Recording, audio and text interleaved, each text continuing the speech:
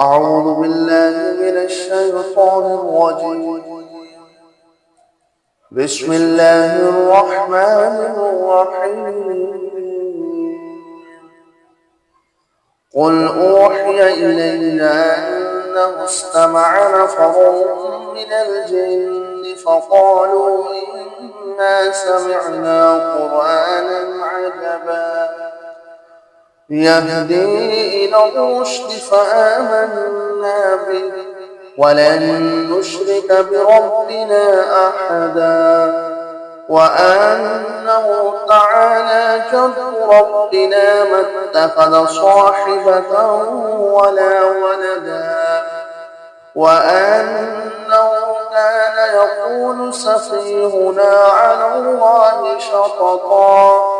وأنا ظننا أن لن تقول الإنس والجن على الله كذبا وأنه كان رجال من الإنس يعوذون برجال من الجن فزادوهم رهقا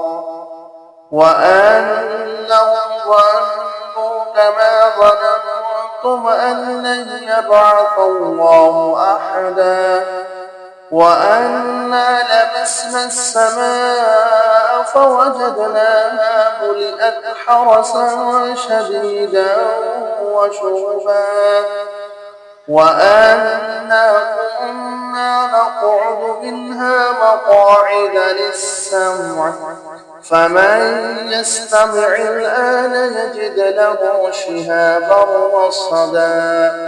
وأنا لا ندري أشر أريد بمن في الأرض أم أراد بهم ربهم رشدا وأنا منا الصالحون ومنا دون ذلك كنا طرائق قددا وأنا ظننا أن لن نعجز الله في الأرض ولن نعجزه هربا وأنا لما سمعنا الهدى آمنا به فمن يؤمن بربه فلا يخاف بخسا ولا رهقا وأنا منا المسلمون ومنا القاسطون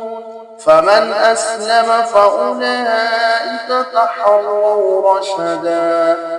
وأما القاسطون فكانوا لجهنم حطبا وأن لم استقاموا على الطريقة لأسقيناهم ماء غدقا لنفتنهم فيه ومن يعرض عن ذكر ربه يسلكه عذابا صعدا وأن المساجد لله فلا تدعوا مع الله أحدا وأنه لما قام عبد الله يدعوه كادوا يكونون عليه لبدا قل إنما أدعو ربي ولا أشرك به أحدا قل إني لا أملك لكم ضرا ولا رشدا قل إني لن يجيرني من الله أحد ولن أجد من دونه ملتحدا إلا بلاغا من الله ورسالاته ومن يعص الله ورسوله فإن له نار جهنم خالدين فيها أبدا حتى إذا رأوا ما يوعدون فسيعلمون من أضعف ناصرا وأقل عددا قل إن أدري قريب ما توعدون أم يجعل له ربي أمدا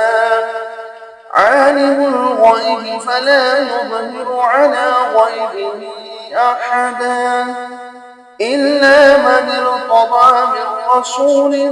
فإنه يسلك من بين يديه ومن خلفه رصدا